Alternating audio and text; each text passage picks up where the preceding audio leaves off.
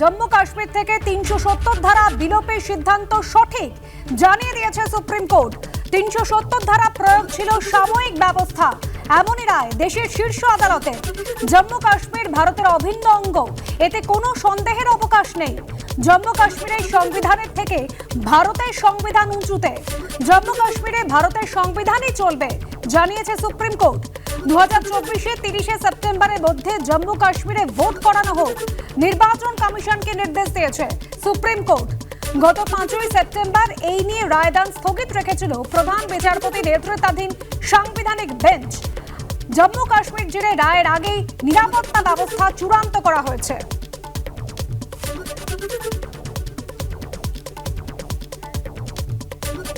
उच्चतम न्यायालय की खंडपीठ ने जो निर्णय सुनाया है वो ऐतिहासिक है और निर्णय उसी स्वरूप में है जो संविधान का परिवर्तन और जिस बदलाव को आर्टिकल 370 धारा को समाप्त किया गया था उसके उसी अनुच्छेद के पक्ष में है और ये अपने आप में ऐतिहासिक है।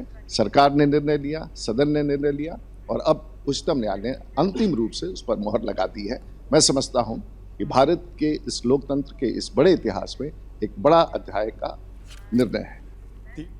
জম্মু কাশ্মীরে ৩৭০ ধারা রদের সিদ্ধান্তের সাংবিধানিক বৈধতাকে চ্যালেঞ্জ জানিয়ে এর আগে সুপ্রিম কোর্টে একাধিক মামলা দায়ের করা হয় এবং সেগুলো একত্রে শুনানির পর আজ রায়দান করলো সুপ্রিম কোর্টের সাংবিধানিক বেঞ্চ। এবং এই রায়ের পর অধীর রঞ্জন চৌধুরী কি বললেন শোনাবো।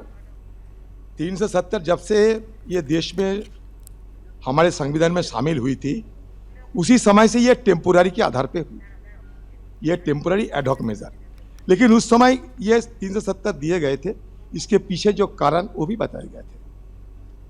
लेकिन सदन के अंदर बार बार हम ये गुहार लगाते आते थे कि इस एक स्टेट को अब भंग करके यूनियन टेरिटरी बना दिए तो स्टेट की मर्यादा कब वापस जाएगी। ये कुछ दिन पहले भी सदन के अंदर ये मुद्दा हम लोग उठाए, ठीक है। और ये सदन के अंदर हमारे अमित शाह जी ये कह रहे थे बड़े जोर शोर से, सीना ठोक के, हम पीए को कब्जे में लाएंगे। अभी बताए कब पीए को कब्जे में लाएंगे। ये चुनाव तो आते जाते रहेंगे, कम से कम इस चुनाव के पहले तो पीए को तो कब्जे में लाया करो, देर आई दुरुस्त आना चाहिए। तो हम भी ये चाहूँगा कि सुप्रीम कोर्ट की कहने पर ये सरकार जल्द से जल्द ये चुनाव की घोषणा करे और चुनाव करा के कश्मीर को वापस इनका जो राज्य की मर्यादा थी, राज्यों की दर्जा इनको दिया जाए। मैं आज भी समझता हूँ कि ये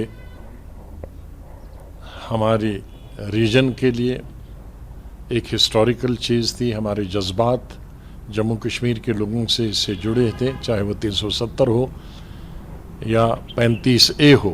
इससे हमारी स्टेट की इकानमी को बहुत नुकसान होगा, ज़मीनें महंगी हो जाएंगी, पूरे हिंदुस्तान के लोग जम्मू और श्रीनगर आएंगे। अब तो सुप्रीम कोर्ट ने कह दिया है कि 30 सितंबर तक इलेक्शन होने चाहिए और उसके फौरी बाद स्टेट हुड देना चाहिए।